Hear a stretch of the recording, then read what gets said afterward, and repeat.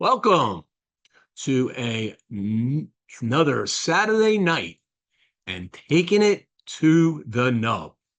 I'm your host, Boston Jimmie. Tonight, I have a phenomenal new brand out there. Great story. I love the stories of brands. Very interesting name for a cigar company. We're going to get into all of this with the owner, Todd Pribanic, who owns the Croatian Mafia Cigar Company. Well,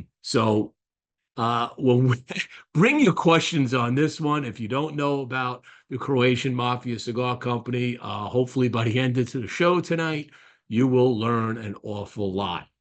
Well, one of the things we always like to do is give a little shout out to our sponsors. And today's show is brought to you by Bocock Brothers Cigars, a new and active brand founded by two Honduran brothers, Bryant and Douglas Bocock. The brand zeroes in on those folks that are looking for easy to smoke cigars inspired by unusual circumstances. Very importantly named after their very interesting and imitable last name, Bocock. Right now, Bocock Brothers is featuring their signature edition, made at the AJ Fernandez factory in Esteli, Nicaragua. It features an Ecuadorian Sumatra wrapper, a Nicaraguan Habano binder, and a Nicaraguan filler. Available in three popular formats: a Robusto, a Toro, and a Gordo. You can check out Bocock Brothers Cigars at www.bocockbrothers.com. And today's show is brought to you by Platinum Nova Cigars. Platinum Nova is a family owned and operated premium cigar company. Only the highest vintage tobacco and the most skilled hand workmanship go into the making of each Platinum Nova cigar. This results in a timeless blend of art and craftsmanship. The Nova brand and the family's work are a tribute and an honor to their grandfather to always remember him and his infinite passion for the finest cigars. Their love for cigars started with their grandfather, a dedicated master blender and entrepreneur in the cigar industry. So the next time you're looking for that exquisite cigar experience, pick up a Platinum Nova. You could check them out at Platinum Nova Cigars, www.novacigar.com, and on their Facebook, Instagram, and Twitter channels. And today's show is brought to you by All Saints Cigars, a company founded in 2019 and headed up by industry veteran Mickey Pegg and his two friends, Martin Corboy, a successful restaurateur, and Frank Leo, an Air Force Academy graduate military veteran. As Mickey explains it, they were all sitting down talking and smoking cigars, and finally they decided that they would do this thing together. It was time. Mickey said, I decided if I'm going to work hard at it, it should be something I love. Besides, a tough day with a cigar is better than a great day doing anything else. Soon after, they began the process of launching All Saints Cigars, jokingly referring to themselves as the Holy Trinity: St. Michael, St. Martin, and St. Francis. They chose for their logo the cross of St. James, the patron saint of Nicaragua, the country where their cigars would be produced. You can check out All Saints Cigars at www.allsaintscigars.com. Brother Todd, how are you doing today? I'm doing fine, Mr. Jimmie. Thank you for having me. I appreciate it. Oh, thank you for taking the time today to join the show. What are you smoking? Because I'm smoking the Capo. The Campo, excellent choice, my friend. I am going to start off with the Consigliere, as you can see right here, which is the probably the strongest of our offerings. And I'm going to hop over here for 3 seconds and grab a cerveza, either a Sol or a Estrella Jalisco, which is my Mexican beverage of choice. So be right back. Okay, so I'm going to be also pairing mine with a Modelo right here. And yeah, because this has got a really nice peppery Mexican San Andreas wrapper. to go with my Modelo right after my fabulous chili dinner that my wife made, black bean chili, just black beans, no meat, all vegetarian, just amazing. 250 calories a serving. If you want to know Sounds more like about that, let me know. We'll get you on the diet that I've been on. sounds like an all Latino podcast today. So yeah, there's so much to unpack with your brand. And I've been going through some of your cigars. You put out a couple of reviews already. We have some more to talk about. Uh but the first thing that comes to mind is, and I'm gonna let you go into a little bit of a soliloquy if you want to talk a little more about it, and then we'll dig into things like, the actual blends and stuff a little later. But uh Croatian Mafia Cigars. That's got to be the most interesting name for a cigar company that I've heard in a lot. I can't even think of another company that gets it. I mean, there's some militias and other things, but this one is like, what is this guy all about? So, Todd, you take it away. Explain Croatian Mafia Cigars and just the general aspect of what you're trying to accomplish with this. And the first thing I want to say, Jimmie, is mission accomplished. It got your attention, correct? Yes, sir. Okay, so we're not actually affiliated with any mafia organization. Think of it in general terms. The Bills has the Bills Mafia, and yeah, I'll give you a little bit of our history. My great grandparents came over here to the United States from Lika and Karlovac, Croatia, which at that time was probably part of Austria or Yugoslavia. And Yugoslavia split off in the early 90s into 8 different countries, one of them being Croatia. So my great grandparents came over here in the late 1800s, McKeesport, Pennsylvania. And then some of them went to Duluth up to Minnesota, and then the rest ended up in the Philadelphia, excuse me, the Pittsburgh area or the Cleveland area, Sheffield Lake, Lorraine, Elyria areas. And our family has a deep history of tavern owners and gamblers. And that was certainly true all the way down to my father. And that name was actually given to my brother and I and my nephew by one of our fantasy football league guys. That would be James Monty Wynn. So I have to credit him with giving that name to us. And it stuck. And so I wanted to come up with a brand when I decided to move forward with a cigar company that both reflected a little bit about our heritage, but also, as there's been many movies out with mafia-related movies, from Scarface to Goodfellas to Predator, and they focus on cigars, and cigars are associated with a success and a certain allure and mystique. And so I wanted to combine those two, and that's how I came up with the name Croatian Mafia. That's fantastic. And now you have in your line, you decided to name your cigars after the many different terms in the hierarchy of a mafia organization that we're all know about here, especially in the United States, following, like you said, all the movies and the shows and the stories. And some of us guys as old as I am grew up with this stuff in New York and how things were back then. So you got things like Capo. So go through, without going through all the blends yet, go through the basic names of the cigars, maybe starting with the lightest blend all the way to the boldest.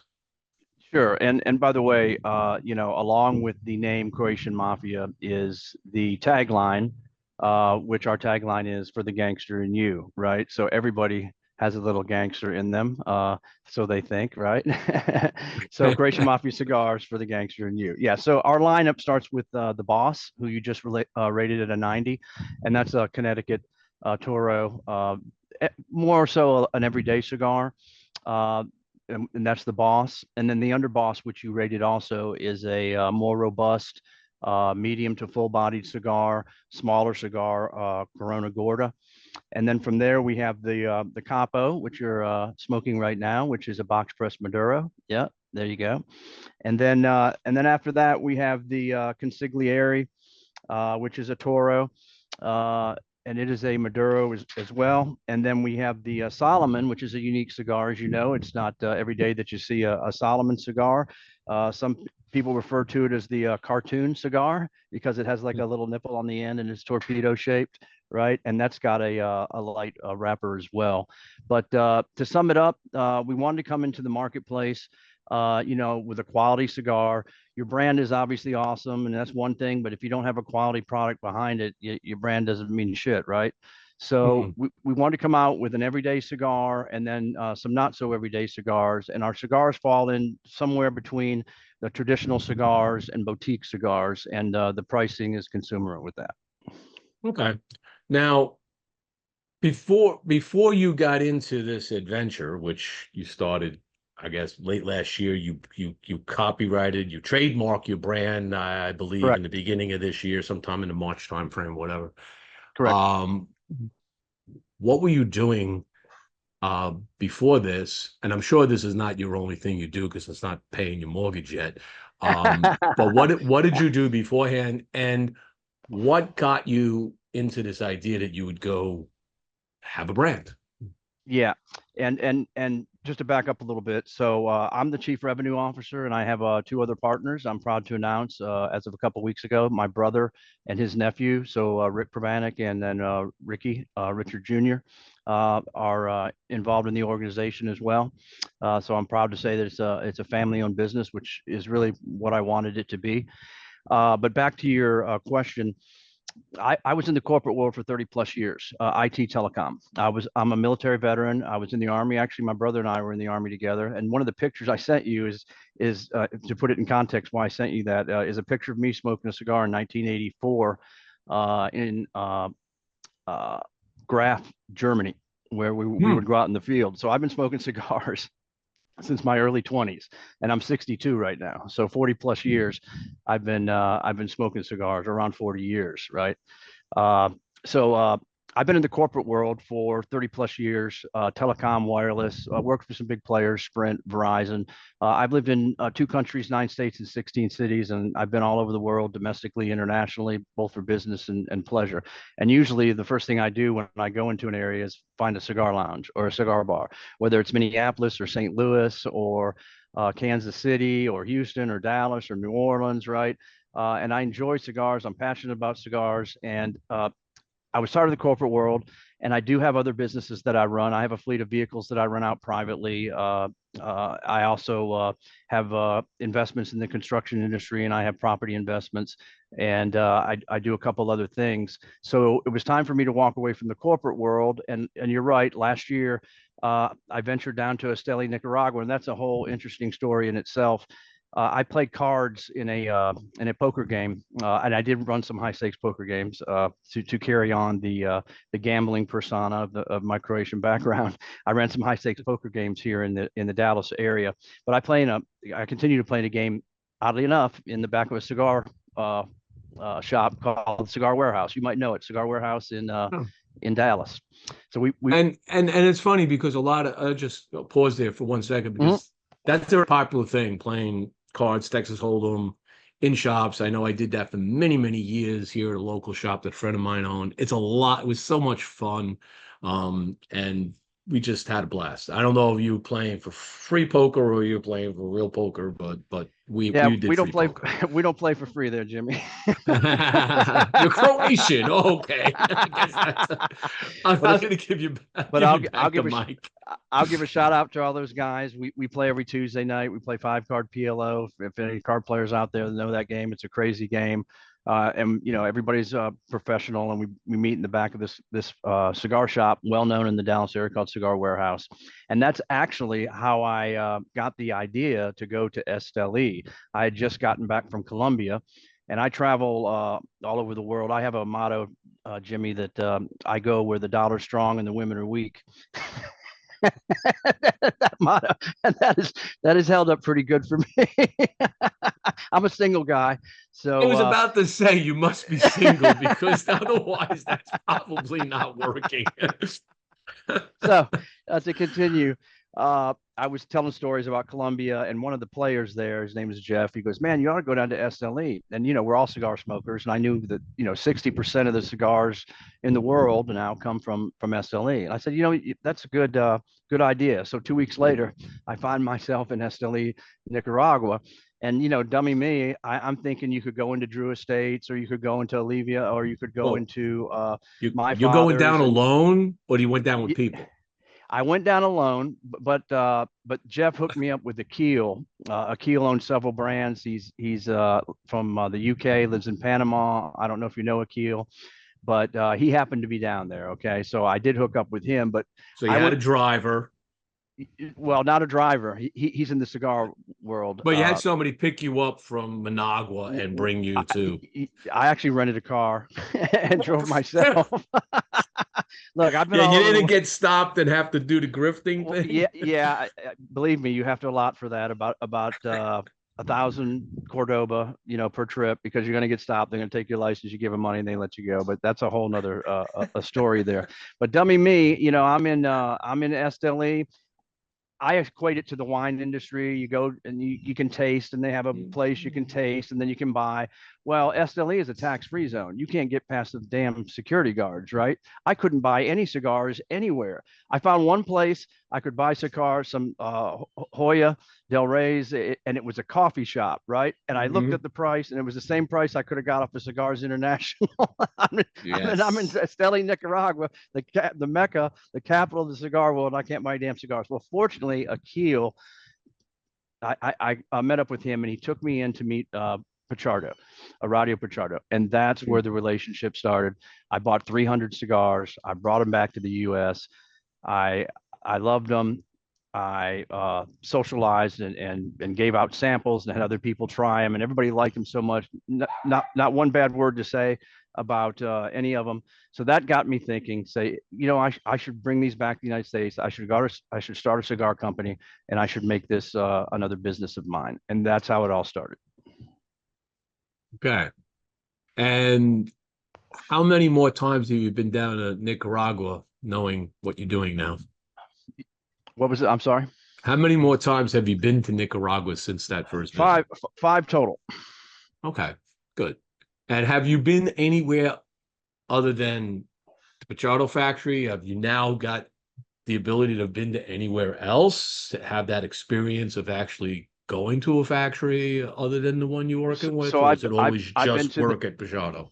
Yeah, so I did look at some other factories, but I decided to partner with Radio Pichardo because he's well known in the industry. He's ethical. He's got a good product. He's not oversaturated. He's not one of the big players, and he's accessible. Perdomo or whoever the big players, they probably wouldn't even talk to me, and they wouldn't be interested in the amount of cigars that I wanted to start off with. So Pichardo was very appeasing, and he was very inviting and good guy. It's interesting. I'm sitting in his conference room. We're smoking cigars, drinking coffee, eating cookies, and I don't speak any Spanish, and he doesn't speak Oh, very little English.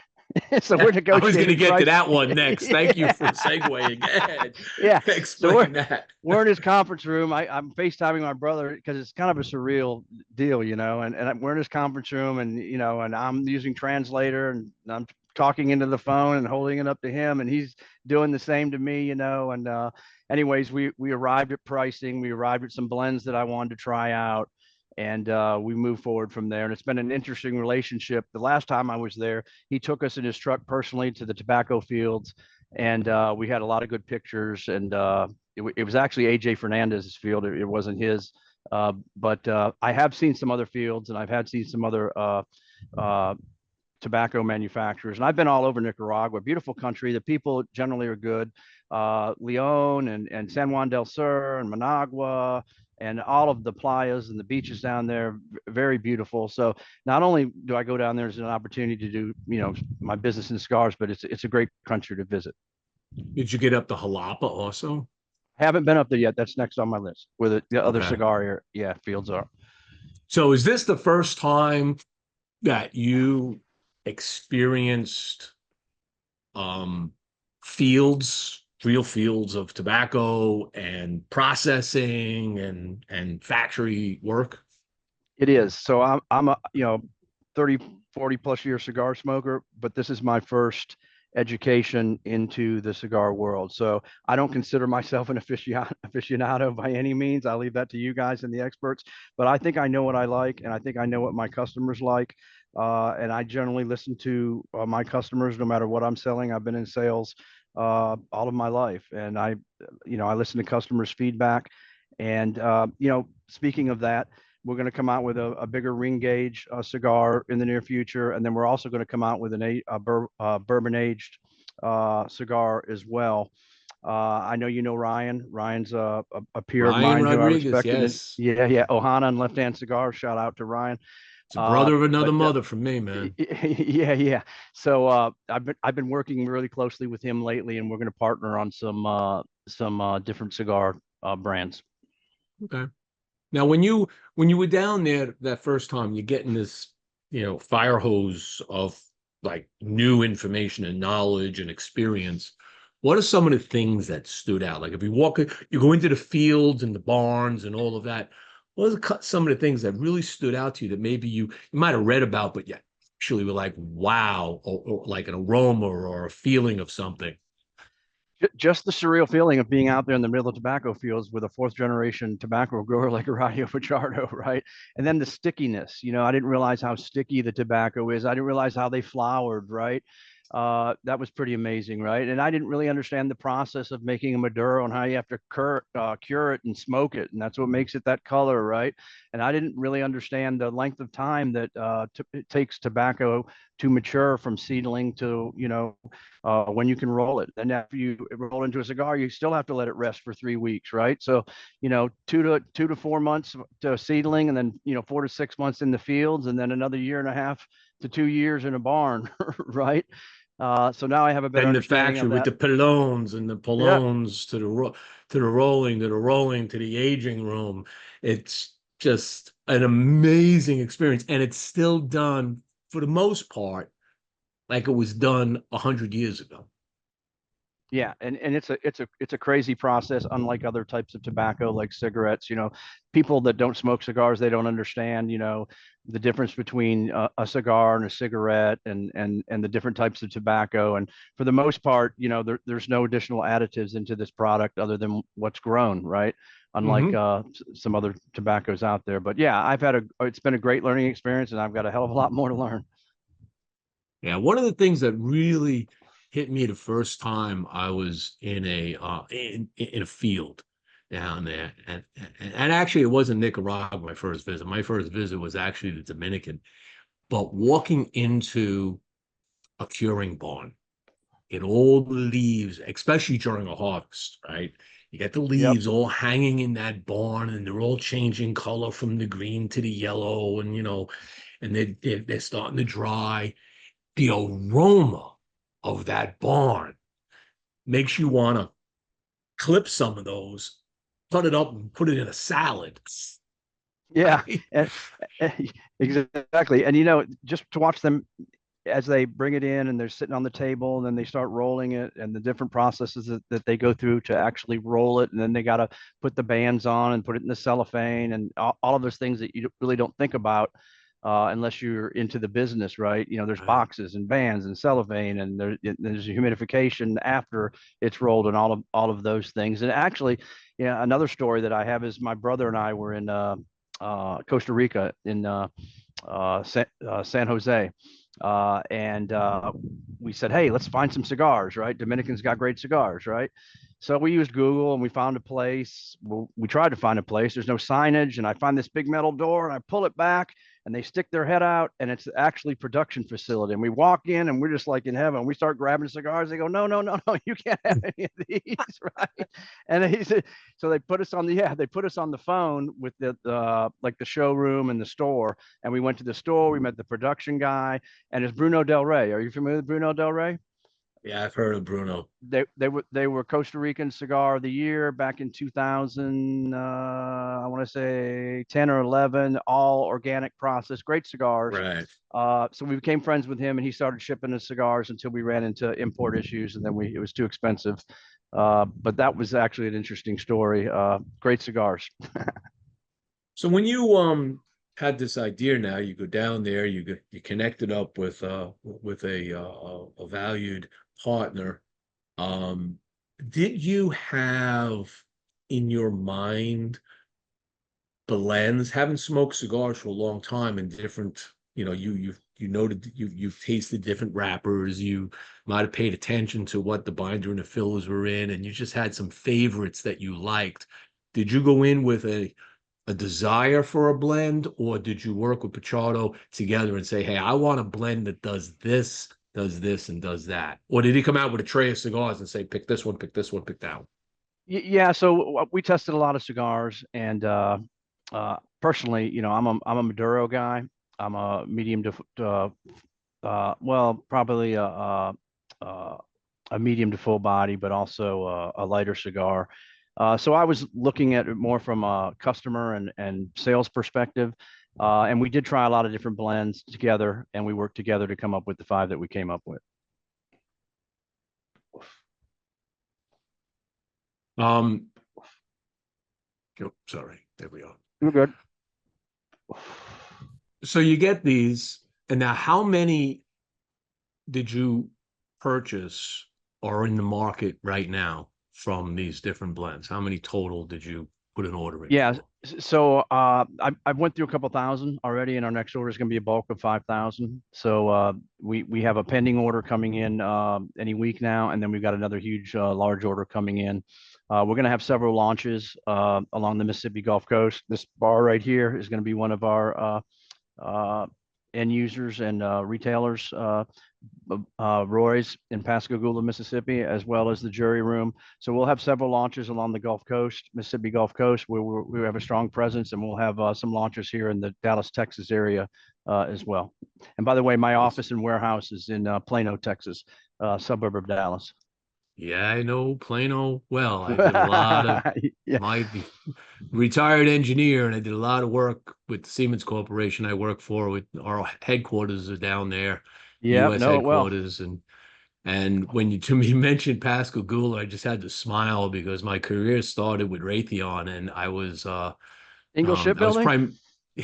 yes, I was primarily on the Aegis program for 3 years, Yeah. but I did go down there I think there was a Tarta program or something that we went in, and they had we had the ship down there. I had an opportunity to go see the shipbuilding. It's that stuff just jazzes me up, as an engineer, just watching products being built, and after you see designs that people do, and then you go in, you go, oh, look at this, and there's that radar system that all these guys have been working on, and it was very, very Well, cool and that's actually, unique town. yeah, that's where I grew up, the home of Jimmy Buffett, right? And I moved there on my 7th birthday with my family. My dad was in shipbuilding, actually worked for American Ship, which was owned by George Steinbrenner. And we relocated to Pascagoula, Mississippi, and they had 40,000 people at one time working at that shipyard. And probably some of the people that are watching us right now are actually work there. So all my buddies, a lot of friends, family, they all are work one way or another in the shipbuilding industry. Yeah, it. I smile when I hear Pascagoula because I was there once. Yeah.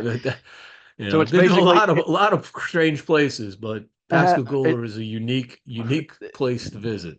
it's basically New Orleans, from New Orleans to Panama City. It's all one state along the Gulf Coast.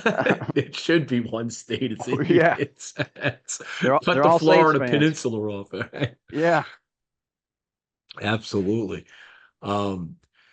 Now, when you were younger, and let me just share something here because you brought this up, so just so everybody knows what you were talking about. I Yeah. got the picture up here. So this is you. Awesome. I hope you do that. Yeah. Okay, this is you. Back in the day, and back in the day, not much has changed. 1984 to 2024. Do you remember what that was you were smoking? Man, I do not. It was whatever they were friggin' selling on the post on base, and that's an interesting story too. So I AC was a truck Newman, driver. probably. Yeah, probably. I was a truck driver. I was a truck driver in the military, and I was attached to a support unit, and I would bring fuel from the post back into the field, and these guys were out in the field for 30 days and they wouldn't get to go into the post. So I would go into the post. I would bring them certain types of magazines that they wanted, if you know what I mean, and and cigars and cigarettes at a substantial, markup. Your Because I had Croatian colors are showing very well. yeah. So it was interesting though, but I enjoyed my time in the military. I was only in for 6 years total, 2 years active, 4 years inactive, and did my whole tour of duty in Germany, along with my brother, which was pretty unique in itself. So that was a great time, and smoked a lot of cigars. So having, obviously smoking cigars, you're in a theater a lot of times in a war zone. So you must be really happy, and I'm sure you support Cigars for Warriors and what they've been able to do, and how incredible that mission has been to help the military members, especially those that are in active zones. What would you say? How would you describe for people that may not be in, like I was in the military, but I designed very cool weaponry that you'll freaking use to win wars. So I kind of did my part. But Yep. not having been in a zone, what is the look of somebody when cigars show up?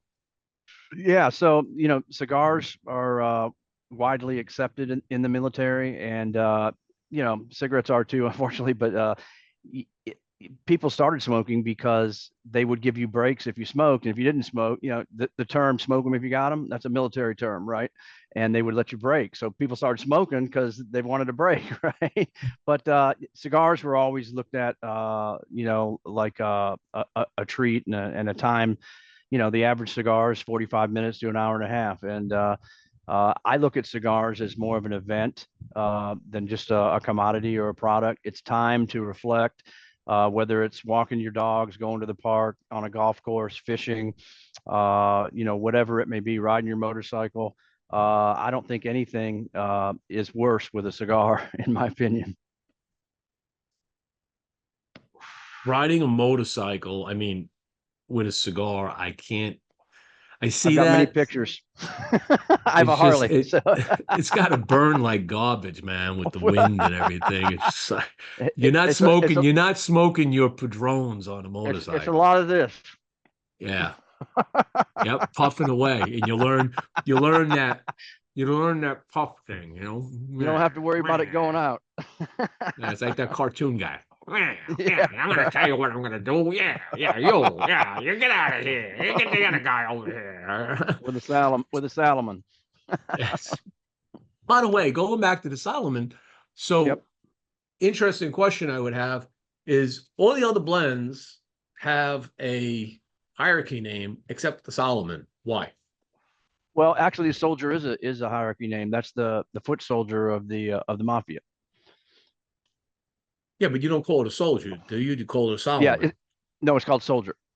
Oh, it is called soldier. Okay, Yeah. I didn't. So I guess I didn't see yeah. that because with the stuff you sent me, Yeah. boom, boom, boom, and then Solomon. Yeah. And what happened was, when I sent them to you, I didn't have a band for that because I wasn't sure whether I was going to carry it or not, move forward with it. But I have bands that will be coming out now, and that is the soldier.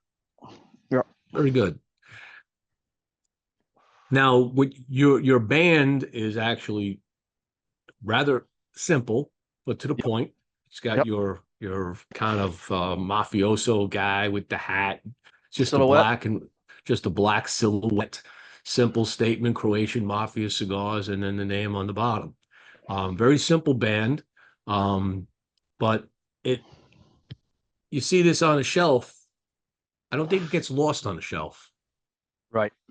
Because the band is it's that white on it pops on probably most of the cigars that you have. Mm-hmm. And then right.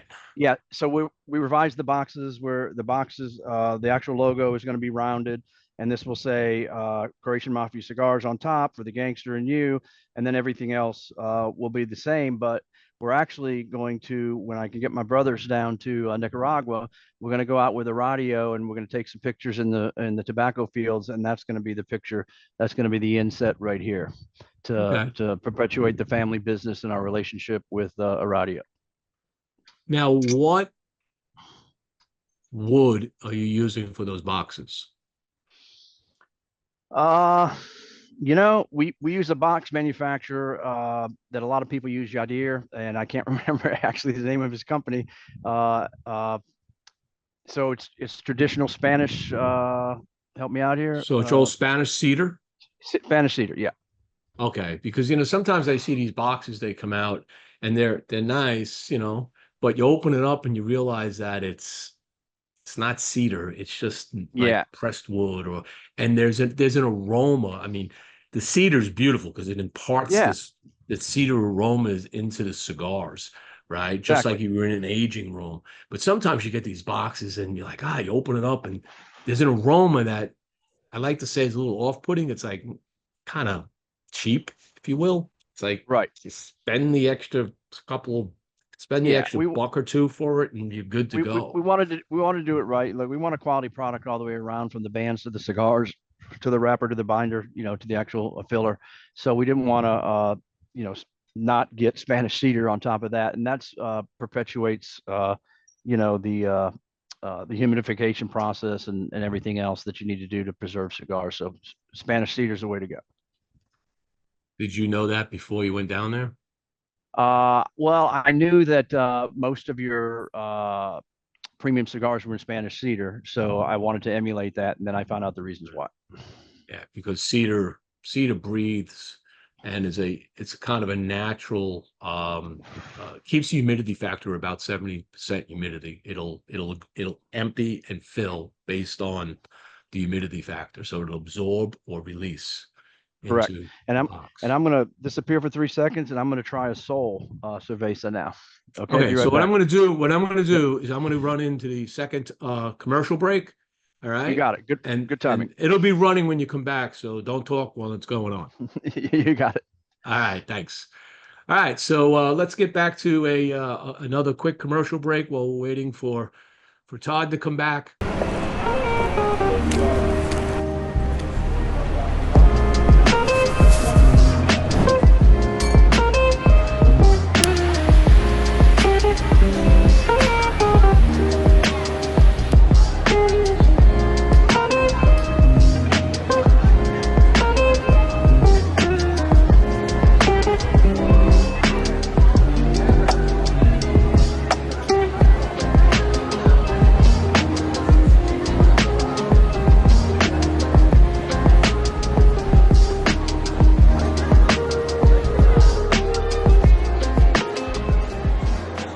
Is brought to you by Casa Cuevas Cigars.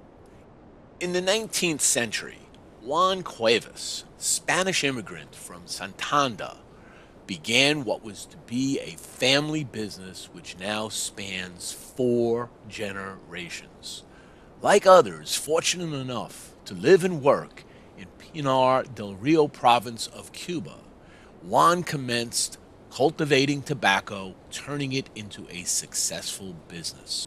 Years later, in the Ciabo Valley of the Dominican Republic, Luis Cuevas Sr., Juan Jr.'s son, carried on the family tradition of handcrafting fine cigars in the family's cigar factory, Tabacalera Las Lavas.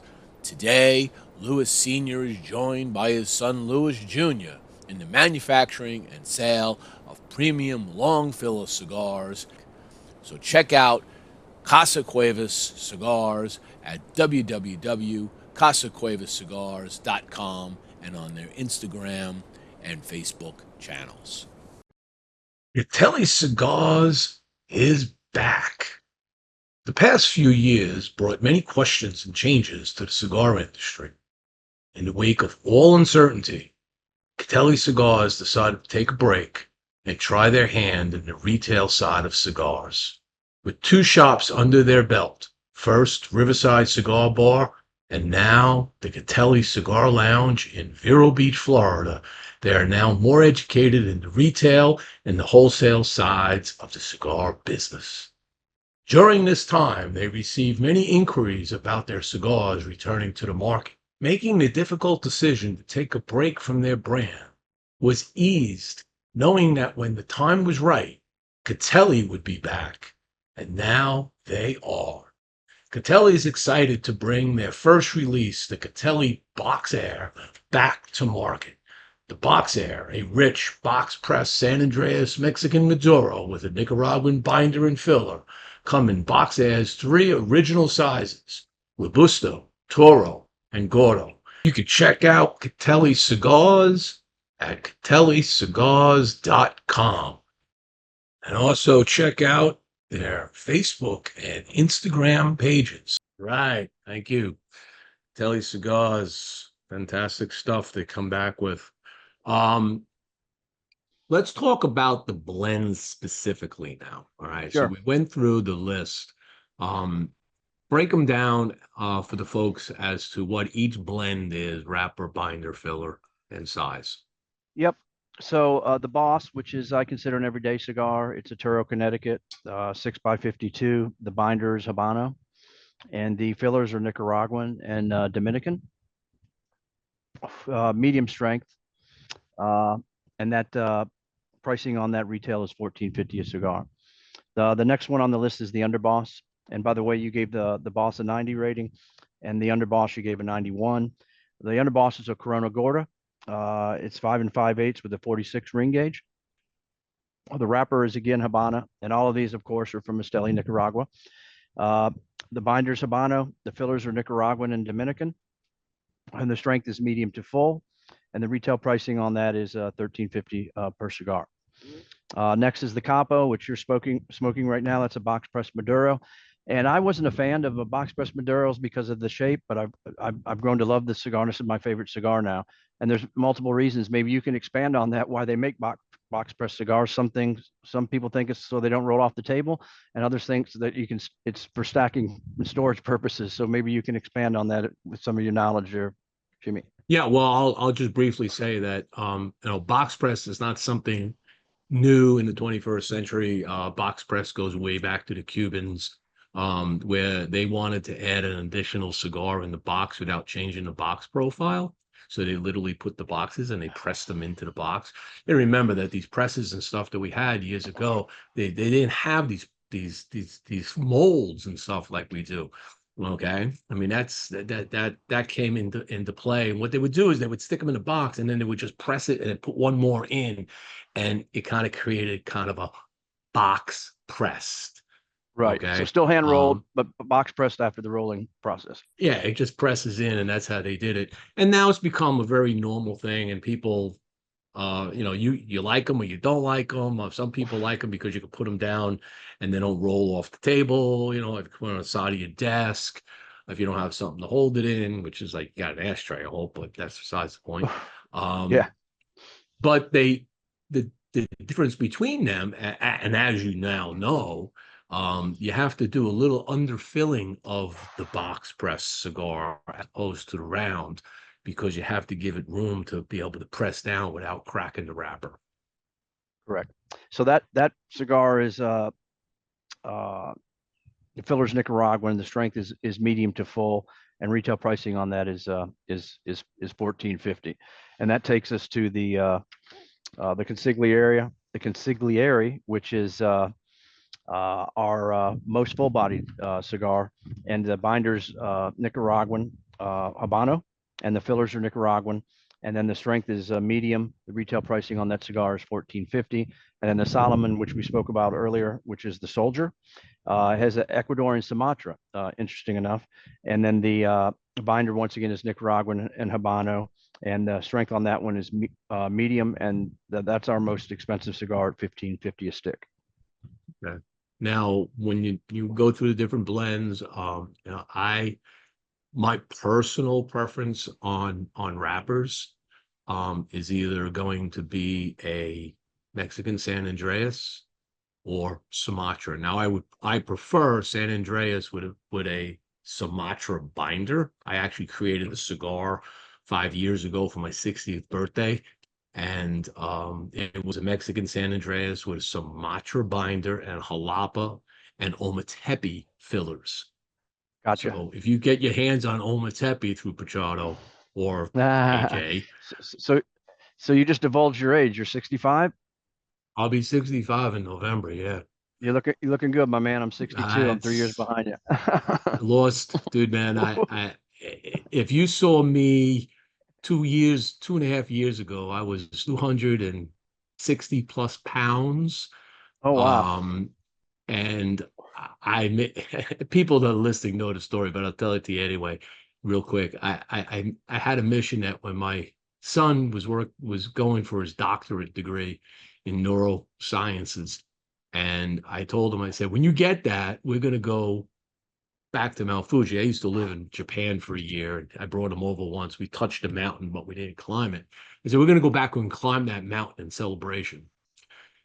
And I told him that over at Thanksgiving. And he looked at me and he goes, there's no way you're climbing a 13,000-foot mountain, Dad. Look at you. You're going to drop dead halfway up. Right. You can't. And I said, I never broke a promise, so we're going to go do this.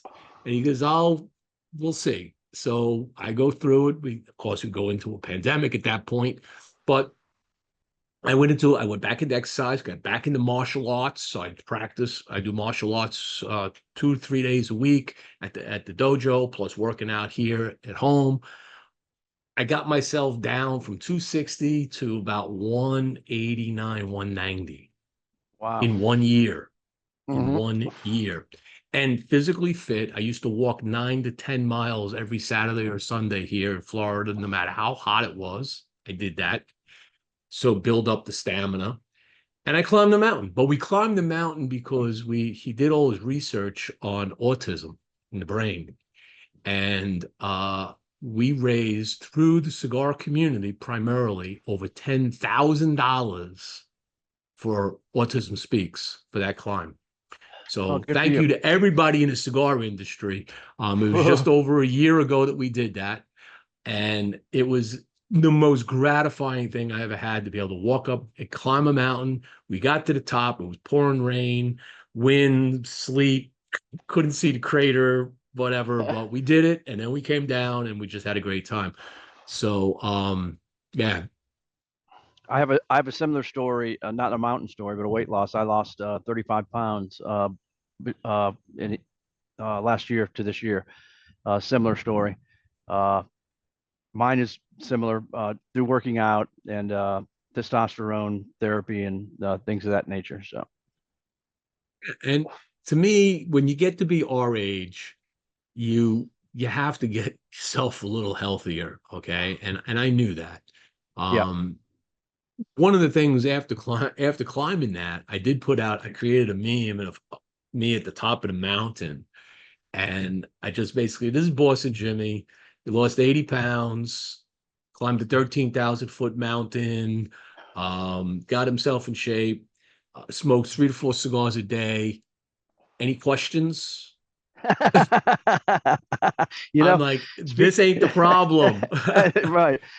Speaking of that, so when I was last conversation I had with the radio, I said, hey, how many cigars you smoke a day? And how many do you think he smokes? Rado? I'm going to say 6. 10. He smokes 10 a day. 10 cigars. What size does he? Is he going through Toros? Yeah, so I didn't get into all that, but he's continually testing new cigars, making sure the blends are there. So he's kind of forced to, but I'm sure he enjoys it as well. But I'm not an everyday cigar smoker. But when I do smoke, I'm going to smoke 2 and 3 at a time. But I'll go days without smoking. But sometimes on a weekend I'll come out and have my coffee, and I'll start with like a Toro Connecticut, a good cigar to start with, and then I'll ramp up from there. But I'm not an everyday cigar smoker. Probably good. Sometimes it can affect your palate. I know, yeah, I had to go do my next testing. I'm in Taekwondo, so I had to do my next testing yesterday. And preparing for that, I was just kind of in my lounge here and just doing all the katas and all the stuff I got to do. And I was doing like 3-4 hours. Believe it, right now my body feels like I got hit by a Mack truck. All right. But I passed the test. But the thing is that I didn't smoke any cigars for the whole day up to that. So all day yesterday, I didn't smoke anything, right? Just one day. And I fired up a cigar this morning, and I was just like, got some interesting new notes. Yeah, you cleansed your palate a little bit, gave it a break, right? Exactly. Hey, Now, when it comes, go ahead. Go ahead. You go. Okay. I want to talk about sports for a minute if we can. Can we? Oh, I'm all good with sports, baby. So you see that, right? I see you're a Cleveland Indian fan. Chief Wahoo. Yeah. So I'm a diehard Indians fan, and we have a buddy from our hometown who pitches for the Cubs, Justin Steele. He's their starting pitcher. He's actually from Lucedale, Mississippi. I know your boss. I've been to Fenway, Yawkey Way. And by the way, you know, I used to live in New England. I lived in Cape Elizabeth, Maine, and I lived in Manchester, New Hampshire. So when you went there a couple of weeks ago, you were there a couple of weeks ago, right? Yeah, I was up in Maine. Yeah. Yeah, I was going to tell you to go to the Lobster Shack in Cape Elizabeth. It's right on the Atlantic Ocean. Friggin' awesome. I mean, picnic table overlooking the Atlantic, fresh lobster sitting there How eating. far up is that? Is that up more towards Arcadia? No, Portland. It's South Portland. Oh, Cape it's right by Elizabeth. Portland, right? The area Right by I was Portland. at. Yeah. Beautiful. I had enough fun. I put 10 pounds on when I was there. Yeah, of course. And I Lobster was and sweating butter, it out, man. I came home, I got on a scale. Was I going? right? But yeah, Yeah, sports. So big I'm a Indian fan. Yeah, so I was born in Elyria, Ohio, and I moved to Mississippi when I was 7. And when I moved to Mississippi, you know, this was in the 60s, right? 69, right before Hurricane Camille, one of the most devastating hurricanes in, Oh, in, yes. in the country. God, I remember And that. yeah, and you know, limited exposure to sports up north. So I used to cut out Cleveland Indians, Cleveland Browns, Cleveland Cavaliers, any article I could kept a scrapbook, and it just made me more of a fan. The less I got, the more I wanted, right? So my brothers and I, my nephew, we're all huge Cleveland Indians, Cleveland Browns. Ohio State. I was here in Dallas when they beat Oregon for the national championship. Got to witness that in person. I was at World Series game number 7 when it was tied up in the 7th inning with the home run, and then the rain delay came. I actually got into a cab that Bill Murray just got out of, an Uber. Bill Murray was at the game. You know, he's a big Cubs fan, but that was kind of surreal to be at game 7 there. I don't know if you remember that, 2016, I believe it was. I do. I do. So I'm a big sports fan, and cigars go hand in hand with sports. Absolutely. And oh, by the way, when Bill Murray side, just you should have known this beforehand, but you didn't probably, but now you're going to. So the Underground Cigar Shop down in Fort Worth, Texas. Fort Worth, yeah. Okay. One of the best boutique houses in this country. The guy that owns it, Don Wiggins, he has a bounty on Bill Murray's head. And if you can bring Bill Murray into his shop, I think the bounty is standing at about $25,000. So it's a good bounty. To your charity. It's a good bounty. To your charity. To your charity. Yeah. Okay. You got to bring him into the shop. Okay. And nobody's been able to get Bill Murray into that shop yet. So I'll see what I can do. I've yet to be in his shop, but Ryan speaks highly of it. Ryan does a lot of business with him, so I'll be in there shortly.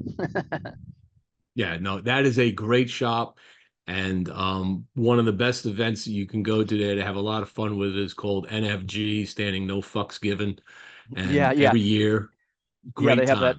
Number 19, I believe, was the last one, right? They're going for number 20. Well, we're going. It goes by the So it's a fun event, especially for the brand owners to come in. A big right now. Let's just take a moment to think about Chef, who is a partner there. He just went into the hospital. I think he had some cancer issues, so he's currently in the hospital right now. So just keep him in your minds. He's a great guy. And he's the one that does some phenomenal cooking at that event too, with the pig and everything and all of that. I'm going to join you with a capo here now. There you go. By the way, what cut do you prefer? I have one of only 2 cuts I do. I either do a straight cut across the shoulder, traditional, okay? Yep. Or I use my Cigar Medics baller cutter. Yep. Okay, gotcha. So this little bad boy does a cut. It's like a punch. Yeah. But it creates a nice concave cut at the top of the cap. And I like it better than a punch. I used to just use a punch, but with the punch, you always get a little pieces of tobacco sticking out. Yeah. irritate your tongue. I don't like V cuts because of that. I don't like the way it feels on my tongue when I'm smoking it. Yep. So I prefer a V cut or a punch. The V cut is pretty picturesque, brings back good memories when I look at it. So I like a V cut. Going back to the earlier comment. I gotcha. Visuals are very important in this industry. So are you a Patriots fan as well? When it comes to football, I always tell people I follow quarterbacks. So, and I Well, didn't then have.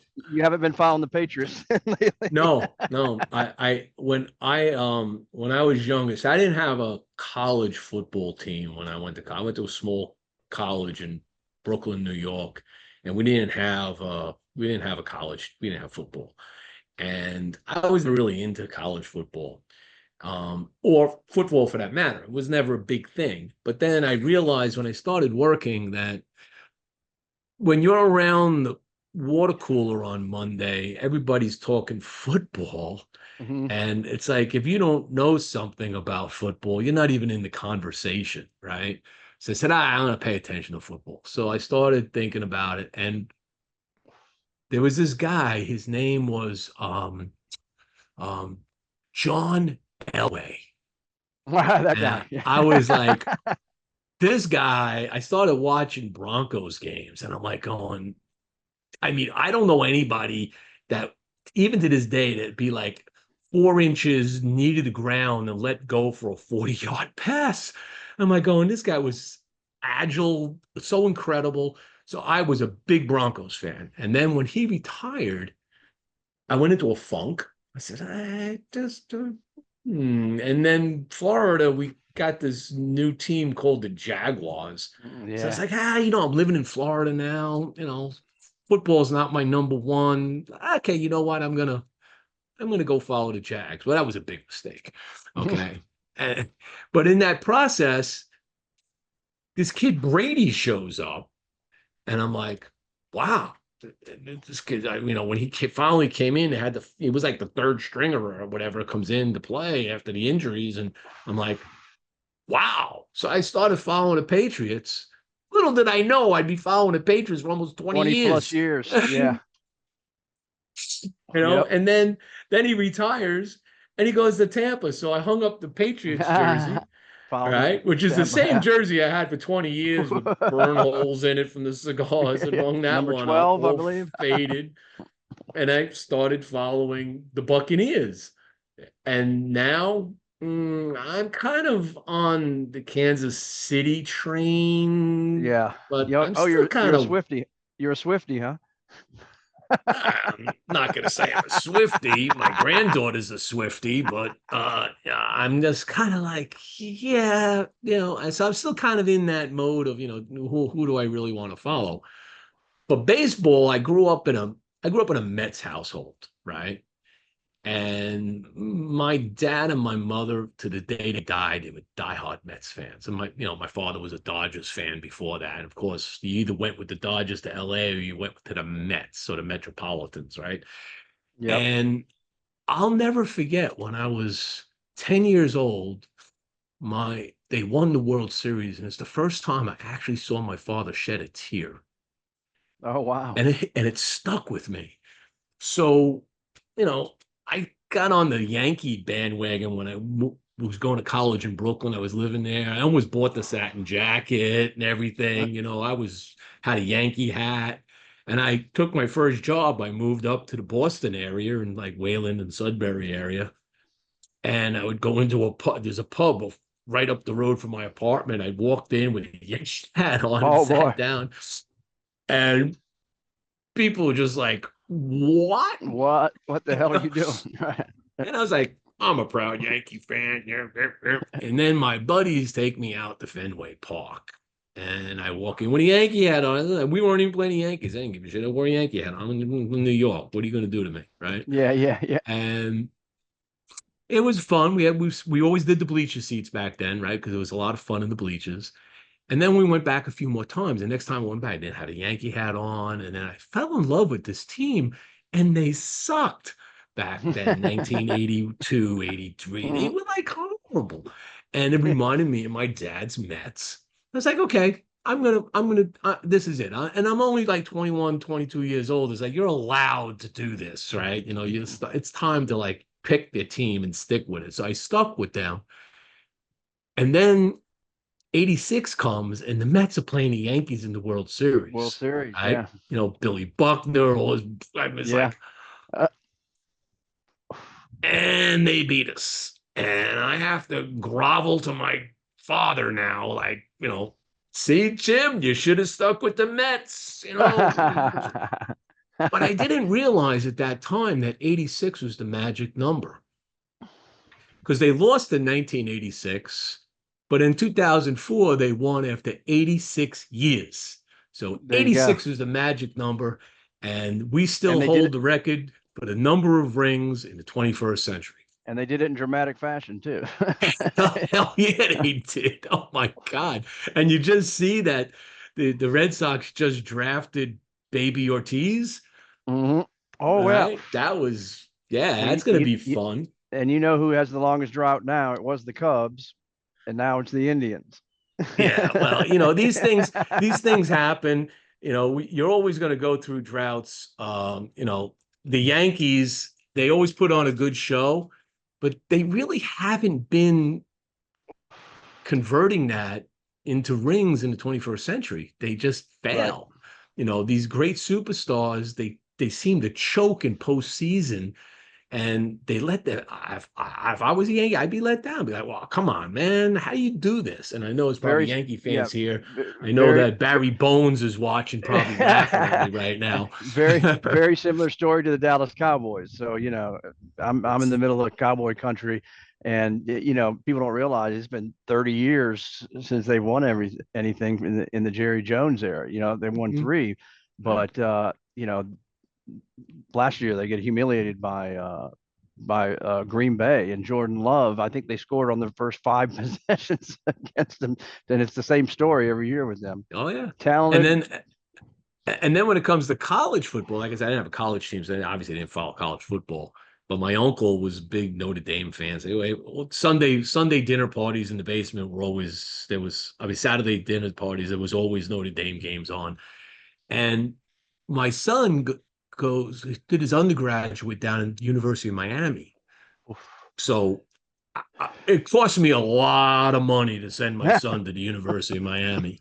And I was just like, well, I guess I have to wear orange and green for the rest of my life Yeah. because I'm invested now, right?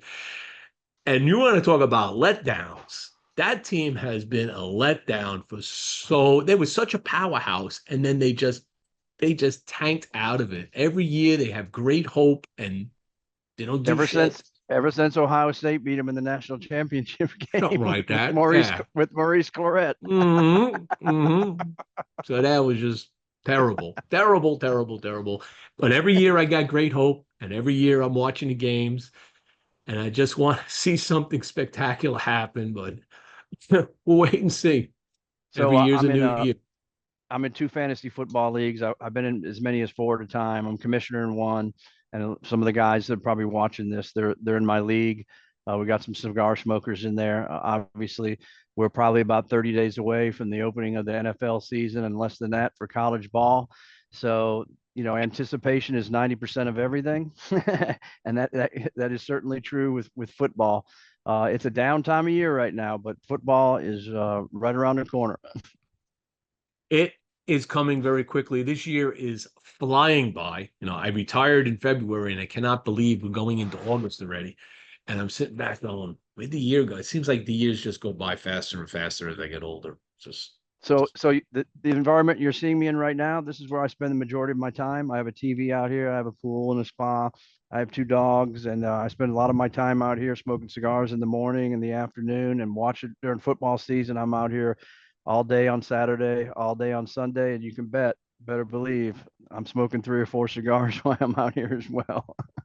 so it's hard not to when you're watching a game. You know, same thing with we've changed all the rules in baseball. You know, I mean, I'm a guy that like likes long baseball games. I like a 1-1 tie going into the ninth, pushing it to 10, 11, 12, 13, 15 innings where you don't have any more pitches and you got to find somebody in the bench to throw a ball in freaking high Yeah, school right. or college, right? Like And Don yeah, Mattingly, Don Mattingly when he came in and pitched for the Yankees. yeah, and just and you smoke through all these cigars during the game. But yeah, sports will keep you smoking cigars if you're not in a stadium and just sitting at home watching it. So It'll burn through. I have some childhood memories of cigars on my mom's side. My she's Hungarian, and on my father's side they're Croatian. But my grandfather on my mother's side was a taxi driver, and he had an old four-door LTD sedan. And when we got that in that thing, it smelled. He smoked Tampa Nuggets and and White And Owls. gosh, Vegas. Yeah. Yeah. That's that in the cardboard box. But I looked it up recently, and both of those companies are still around. They're owned by foreign entities, and one of them is in their manufacturing facilities in Dothan, Alabama, outside of Mobile. I didn't realize that. I think There that's you Tampa go. Nugget. Yeah. Amazing, amazing, and you get companies. You still got GC Newman running great. We still got we have El Titan de Bronze down in Miami making phenomenal cigars. So we still have some cigar production here in the United States. It's just expensive to do it, but hey, you can make it happen. I mean, let's be real. I always tell people, I said, if you look at the pricing of cigars, and there was just a recent post I just saw. Somebody just compared the posting of over the last 4 years, on a Cuban list of cigars, the Cubans, the price 4 years ago and the price today, it's like 100, 200, 300, 400, 500% more. Yeah. Okay. And all I can ask people, and I would love to sit down with somebody like a Pichardo or anybody and just say, how much is the most expensive tobacco? I want to know 11 grams of the best tobacco in the world. How much does that cost? Because that'll tell you something right there. Yeah. Okay. It's not $60. Right. Okay. Right. It's 11 Yeah. grams of tobacco. Yeah. Now, given that costs across the board have gone up, unfortunately, we've got inflationary pressures around the world. The cost of transportation, cost of marketing, all of that just feeds into this cost that we're all experiencing. But man, we're getting to a point where it's starting to get deep to the pockets of the consumer. And I would say that the old adage of, what we need is a good 5-cent cigar, what we need is a good $8 cigar. Yeah. You But know? the premium cigar industry and the if you look at all the marketing trends, they're still doing very well, and there's new cigar smokers coming into the fold Mhm. every day. And there's and that's one of the reasons that I got into this was because of the outlook for the premium cigar industry. And by the way, do you participate in the PCA? Oh, yeah. Oh, yeah. You know where it's at? Next year. It's in New Orleans. It's in New Orleans. Yes, it Yeah. is. So Ryan and I will be there. We're going to have a booth Yep. together. I'm actually going to be up, believe it or not. I'm actually going. So PCA they have two events that they plan. They already did the one. They did one in Milwaukee with the RNC at a shop. Yep. Yep. Where the dignitaries came in, different congressmen and senators to have conversation about cigars. And they're doing another one in Chicago at a place called Up Down Cigar Lounge in Lincoln Park. And I'm Okay. actually going up there in August for that one because I couldn't go to the one in RNC. It came upon me too quickly. But I said, no, I'm going up there for a day. I'm flying up. I'm going to hang out. And hopefully I can, meet some people and just be able to get them on record about, their thoughts about cigars. If I can't, I can't. But if I can, it'd be great content, right? I mean, I Yeah. imagine that Cigar Aficionado would probably be there, but I don't know what other media guys will show up. But I will be there. Stogie Press will be at that event. Have you had a chance to enjoy a bourbon in your Croatian Mafia cigar bourbon glass yet? No, I haven't, but I've enjoyed some scotch. I'm a scotch guy.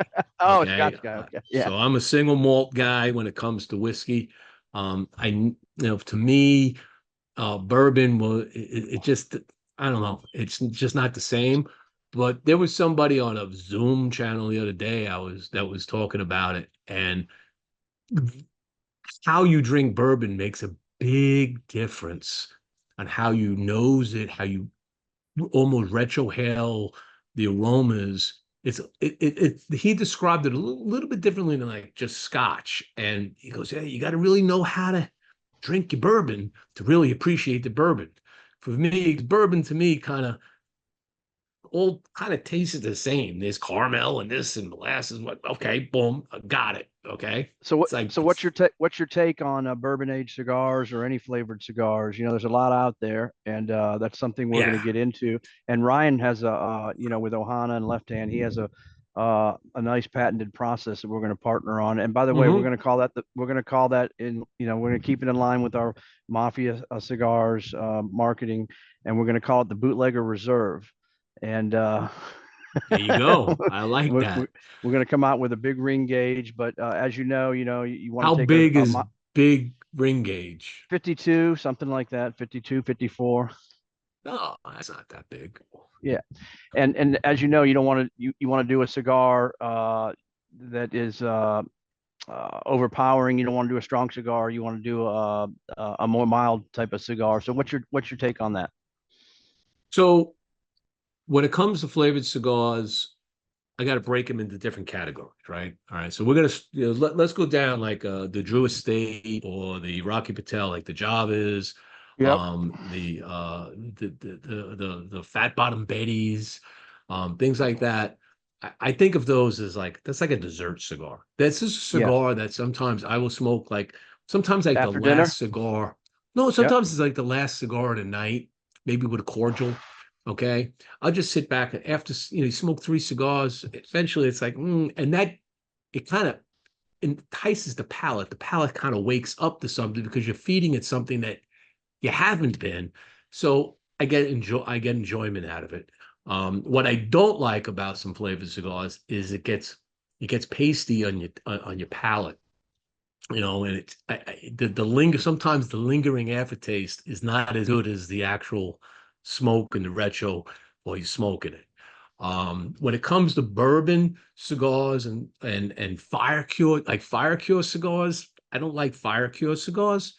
I just the only one that I liked in fire cure, believe it or not, was the Drew Estate, the swamp. What was it? It was a swamp beast or something they called it. It was the Candela version of their fire cure. All right, which was unique because that Candela imparted a a level of sweetness and herbalness that kind of toned down that fire curing that made it more approachable to me. But I know people that just rave about these and they love them, and that's fine. You want some? I have some. I give them to Right. people. My son-in-law is a big flavored cigar guy, so whenever I get flavored cigars and things, I put them aside. I have a whole separate humidor for these things, and they're all in baggies. And like his birthday or Christmas or something, I'll just here. These are yours. Have fun. Enjoy them. I'm trying to get Awesome. him. I'm trying to shift him, but Yeah, his yeah. palate still kind of sits in that. His friends come over, they're smoking what I'm smoking, and he just enjoys his and that's fine, and that's Yeah. okay. And then there's the pipe tobacco stuff, things like what Steve Saka is making, right? Um, so those are very interesting. When I was younger, I actually did smoke a pipe for a while. I'm thinking about maybe going back to it once in a while because it's just, you just need a little bit. You don't want to smoke like for an hour and a half and you just, a Right. little puff here or there. So I might go pick up a pipe again, but pipe tobacco, well, many, many different flavors and sensations you get out of it. So I think what he did with the Stillwell was bold and interesting for the cigar industry, innovative. Okay. And this industry likes innovation. Yep. Agreed. So when it comes to rappers with you, okay, what are your top three rappers that you like? You know, being fairly new to the industry, I don't have a preference, and I really don't get into the oaky and the all of the different taste. Maybe it's because of my palate. So I look more for of a medium to full bodied, what tastes good to me. The Ecuadorian Sumatra wrapper, Pichardo's lineup is one of the reasons that I went with him. Sweet. So I wouldn't, yeah. So I wouldn't say I go deep down into that right now. But as I get more into the evolve into the industry, and I'll probably the next time on your podcast, I can go down that road with you. Yeah. I was just thinking that, having smoked cigars for many years, that Yep. there were different wrappers on these cigars. You had a broadleaf, you have like the Sumatra, you got San Andreas. Just was curious if there's something that you kind of piqued your interest in your journey that said, hey, you kind of gravitated to this. It's a Yeah, the Maduro, ones. you like Maduros, but Yep, Maduro, any leaf can be a Maduro. that's right. Right? Yep. So the lineup that I have now is mostly Ecuadorian Sumatra. So that's what I'm leaning towards. Good. Go get your hands on Old Matepi, brother. Oh, I will. I definitely It will. will. It is a real good filler for your tobacco, for your cigars, and it'll impart uniqueness to it. So it's expensive as shit, but Yeah, it's yeah. And as I get out there and I get feedback from our customers, I'm going to take that into consideration as we roll out different types of cigars. now. How many shops are you in now? So being that we're fairly new and that our inventory levels have been limited, we're just now expanding. So we're just in a small amount now, but over the next year, we're going to see hyper growth. We haven't even had our first launch yet, so it's less than 20 shops right now. But Okay, if you're speaking to me this time next year, we expect to be in 5 times that. so you're looking at being about 100 shops, and Yeah, and I like, I follow it enough that I could tell you that any brand, it's going to take you close to 5 years to hit the certainly. mark, Yep. which is about 400 or 500 shops. Yeah. You get the four or And 500 shops, you got a viable brand that is with reorders. It can't be like here they buy them and then they throw them away, right, right? right. But you have a successful cigar line at that point. Yeah, Still and our boutique, still small yeah, batch if you want, but and we're going to be limited to rare cigars. They're going to be our exclusive online distributor, and the rest will be directly wholesaled. rare cigars. Yeah, rare cigars. Yep, Is that rarecigars.com? that's correct. Okay. All right.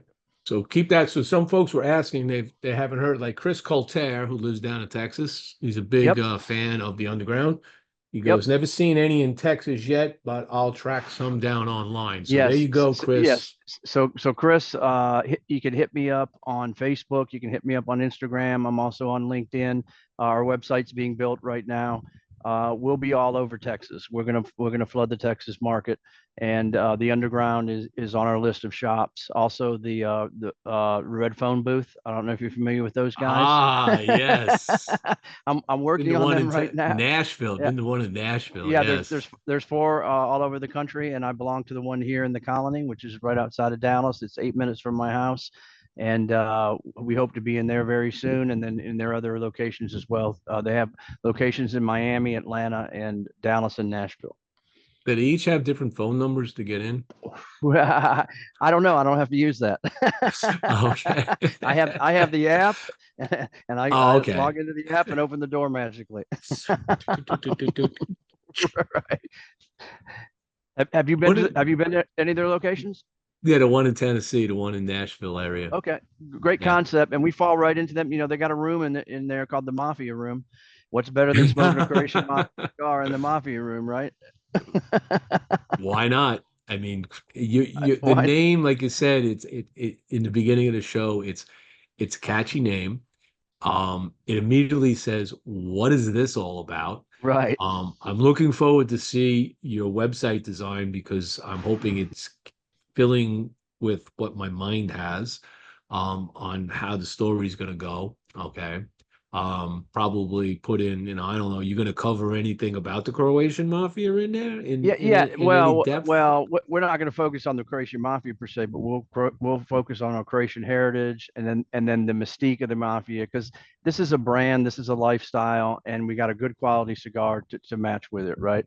I mean, we're less than 10 employees right now. We do have employees in Esteli for Q&A and oversee production, and the rest of our employees are in the U.S., and then my brother and my nephew are partners as well. So much more to come. Very excited, very passionate about cigars and the lifestyle. And I actually live the lifestyle, so it's not a far stretch for me to be the face of the organization. I like how you keep using the organization. That's yeah, waste management, right? So let's just we're coming up on the hour and a half mark, so we're going to keep rolling this a little bit more. Sure. Let's just shift the gear in the Mafia vein. Your all-time favorite Mafia movie, not TV show. We keep Sopranos out of this for a second. Yeah. Right? All-time Mafia movie.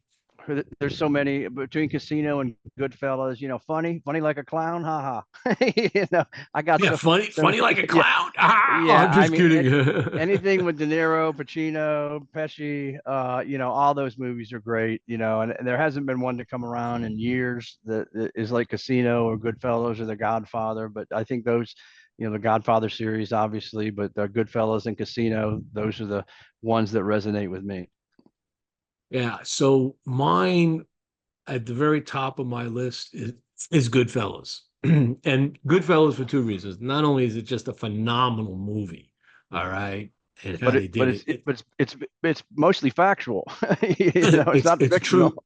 It's based very much on a true story. Bugsy Siegel and all those guys. Yeah. And it's a true story that I am part of. And I'll explain. Okay, please do. When I was in college, my girlfriend at the time, we're going to a fraternity party back in Brooklyn. She lived on Long Island near me. So I go pick her up, and she goes, "We're going to go pick up her friend in Queens, New York."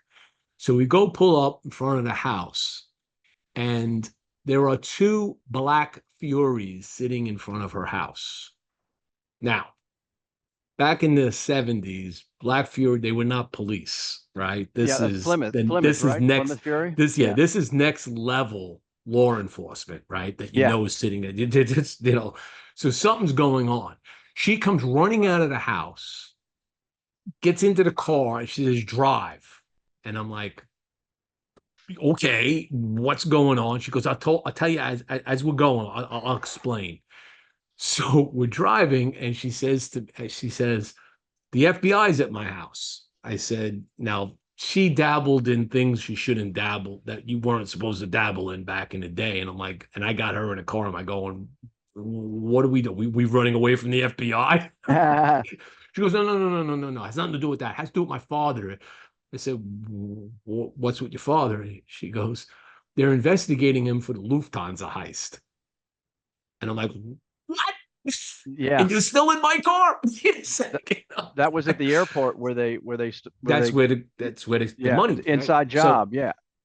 So he actually was one of these guys that he worked at the airport, and he was the only one. Remember, you watch that movie, everybody got clipped, right? Yeah. He was the only one that actually went to prison for this. And he didn't rat anybody out. He stayed in prison. He got out years ago, and eventually he's passed away. But the scary thing is, through those years, her sister died of some mysterious car crash. Her brother died of a mysterious overdose. We completely lost track of her. We don't know where she is. I don't know if she's dead or alive. You know what the Youngstown tune-up is, right? Yeah. No, tell me what that's just making sure the car blows up. And the thing is that I would hang out with her and my girlfriend. We would hang out in these bars in Queens where I just the guy sitting in a bar having a drink with friends, and for all I know, I could have been rubbing an elbow with somebody, Yeah, of course. Yeah. that was part of all of this. But it was quite interesting. Every time I watch that movie, that whole scene all comes back to me. I remember it every time somebody mentions it. It's like now it's in my head again. You know, it's driving a car, like, what are you doing in my car? We're gonna, is my car gonna blow up next? Well, my great grandfather actually owned a bar called the Brass Rail, and his brothers owned bars too. And when they came in here, some of them settled in McKeesport area, some of them settled in the Ohio area. One of them went up to Minnesota, and then he got involved with Al Capone, and he actually Ah, worked for Capone in Chicago. And he had a gangster a mob hangout bar. So it all ties into our okay. our name, Croatian Mafia. And when you think about the mafia and the mystique that we have in the mafia and our the American desire to always want to know more about it and get involved in understanding it, um, they they did bad things, right? But they didn't hurt civilians, right? It was internal to the organization, right? The hit jobs and in restaurants. It wasn't like they went in and While you're just getting a shave. yeah, they didn't go and kill everybody in a restaurant, right? Right. Today, we've got gangs, right, that think they're the mafia, and they don't give a crap about who you are, all right? They don't have any respect for any life. Not that the mafia had respect for the life, but at least they were doing it internally and taking care of it. And that's why a lot of times the law enforcement kind of turn a blind eye once in a while. Say, oh, you're taking Yeah, out because they're your own killing their own. problem. Yeah, yeah, Yeah, yeah, you yeah. take care of your And own and, problem, right? and they ran their, another reason why I chose that is they ran their organization like a corporation. They had different hierarchies, different levels. They had rules, right? It Right. wasn't a free for all, right? No, no, it was all done. And and the biggest problem they had, as especially as you got close into the late 70s and into the 80s, was all the drugs got involved. And how you know the stories of how many of them, the old guys, were like, don't do this, this is bad, this is going to bring the law down upon us. All right. You're doing numbers, you're heisting a truck, things are falling off the back of trucks and out of warehouses. Yeah, But you get into drugs, yeah, that was the death spike. And they were fortunate enough to have moved on. I mean, they've got, Vegas, they created legitimate businesses in Vegas and kind of moved on, while the void then got filled by these these crazy gangs that we have today, and that are fueling the crime. And you very rarely hear the term organized crime because, like you said, it's not organized. right, right, Right? It was right. organized back Yeah. then because they plotted, they understood, they had the consulary, right? That was the lawyer guy. He was there to making sure that everything is good. Yeah, the mediator. Yeah. So I'm gonna Yeah. light up an underboss now, which is your There you 91 go. rating. There Yep. you go. There you go. So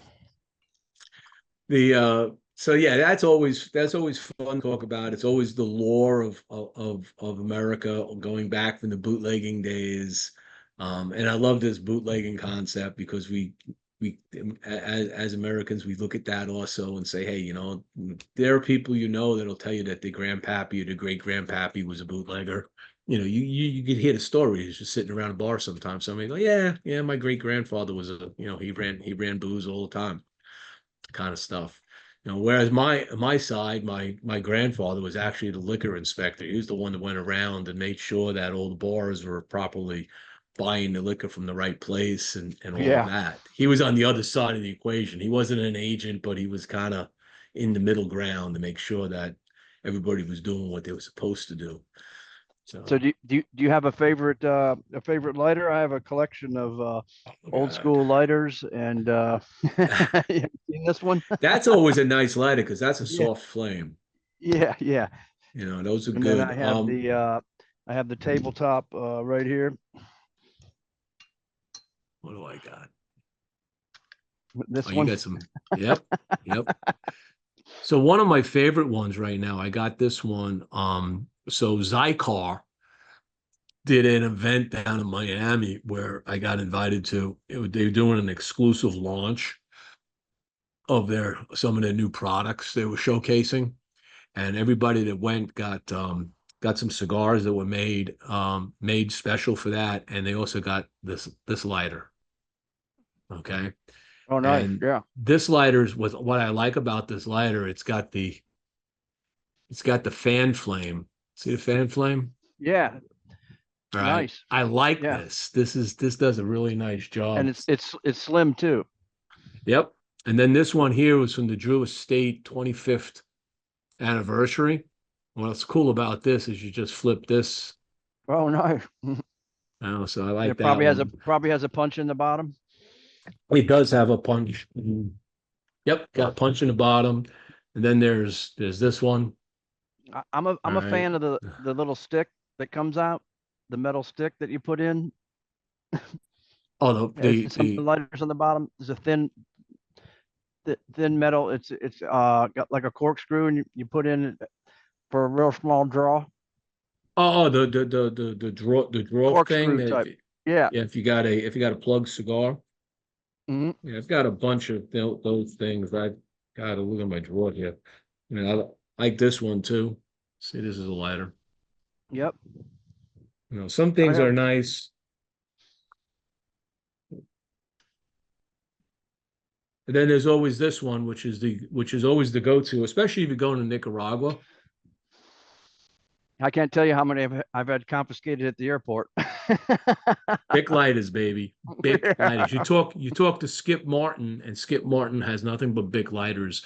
And people would make fun of you. You light a cigar with big lighters. He says, try to bring a torch into Nicaragua. Yeah, it's nearly impossible.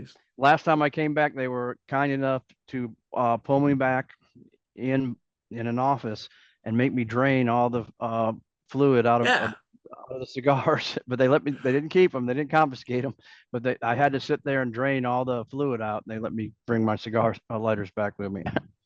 Well, right after 9/11, once the doors opened and all of that, I was taking a trip up to New York out of Orlando. And I was going with my son. My son was young at the time. I don't know, maybe 7 years old. I forget how old he was, but he was younger. And my daughter had just given me a really nice Calibri lighter for Christmas.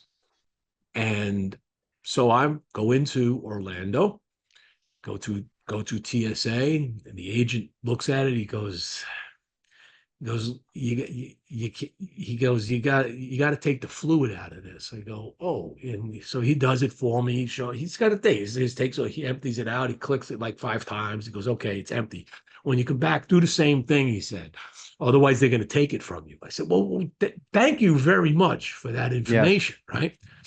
So I'm in LaGuardia Airport, coming back, going through security. And I take everything out, make sure I took the lighter out too, put it in the thing because I don't want to, I'm being totally transparent, right? Goes through, guy on the other side, he goes, you can't take this on a plane. I said, no, all the fluid's out. See, there's nothing in it. Doesn't work. He goes, can't take it on a plane. I'm like, can I talk to your supervisor? He gives me the same crap. I want to talk to your supervisor. I'm sitting there. I got plenty of time. I got the airport early enough to deal with this crap. And same thing. So they're going to confiscate my lighter. I said, you're not getting my Calibri lighter. It's a $100 lighter. You're not getting this. You're not getting my lighter, you schmucks. Right? Right. And I said, why is it that here in New York it's different than it was in Orlando? What, you got different rules? Doesn't make It's any sense. discretionary. It's And he discretionary. Yeah. goes, and he's like, well, this is where the real thing happened, and we're a little tighter here and I'm like, you're full of shit, right? So I told my son, all the bags are through, right? I told my son, you just sit right there, don't move, okay? And I will be back. And I take my lighter, I leave, and I go back to Delta. I go to the girl at the counter, and I told her what was going on, and she looks at me, she goes, they're gonna put us out of business. That's what she said to me. And she gets a little box, puts some paper in it, puts the lighter in, puts some more paper in, closes it, checks it, and puts it on the belt, and off it goes. So I come back through. My son goes, well, what'd you do with the lighter? I said, well, we put in a little box. I explained. He goes, and he's breaking my chops. He goes, you're not getting that lighter back. I said, yeah, I am. So we get back to Orlando, and bags are coming off. Everything's coming off. People getting the bags. We got our major bags, or we already got, you know. And my son goes, "Come on, you're not getting the ladder. Let's get out of here. Let's get home." I said, "No, the belt's still moving, right?" And sure enough, right, the last thing coming out of and onto the belt is the little box. And I open it up and I say, "See, got the lighter. There you go. That's how There you you do go. it." And I'm sure But you have many cutters confiscated too. Even the ones with the flat back, they I take don't those. I never have a problem with cutters. Never had a problem with a cutter. I did have a problem with casino chips.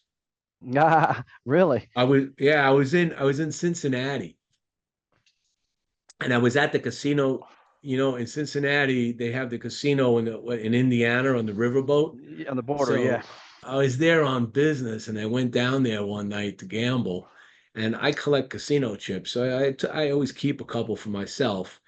And I going through, and they pulled my bag aside, my computer bag aside, and he goes, "You mind if I look?" I say, "Yeah, Dad, I'm not in this thing, right?" And they go in, they take out this chip, and I look at him and I go, and I'm thinking to myself, "Is it illegal to take a casino chip?" That's in Nah, my head.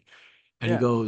he goes, "No, the problem is that a real casino chip, the signature of it coming through, just the X-ray of it, has the same signature as plastic explosives Oh, really? because of the density, the clay, Yeah. because of the clay." All right.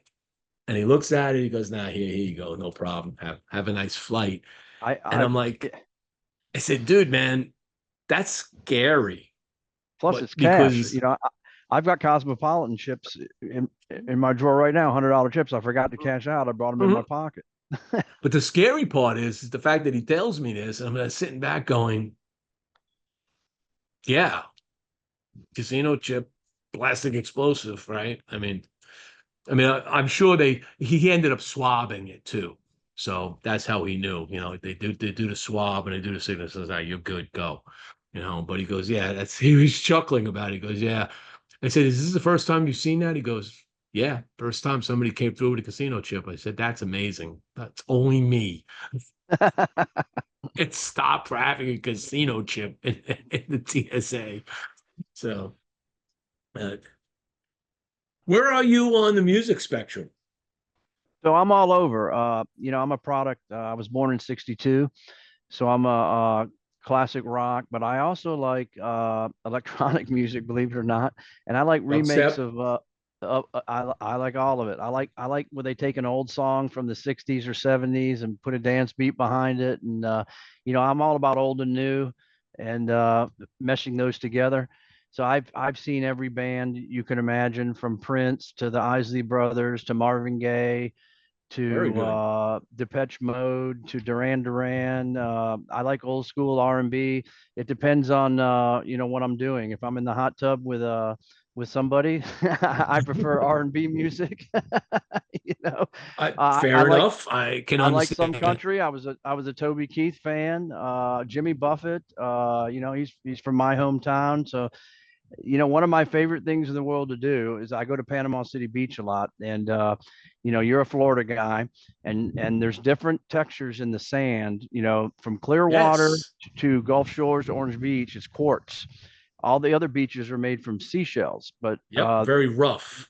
the quartz is sugar white sand, evolved from millions of years when the ice age the water melted and flowed down to the sea, and it brought quartz beaches, quartz sand to the beaches. So some of the most beautiful beaches in the world are from Clearwater to Panama City to the Destin to the 30A area. You know, I've been to Thailand, I've Absolutely. been to Mexico, I've been to Nicaragua, and I tell you what, I take my, I have a 6-year-old and a 10-year-old. I know I'm 62. That's a whole nother story. I didn't get married till I was 51, had my first child at 56, 52, and my second child at 56. So I got a 6 and a 10-year-old, and we go to Panama City Beach twice a year, and it's just beautiful. And you know, it's a hop, skip, and a jump from where I'm from on the Mississippi Gulf Coast.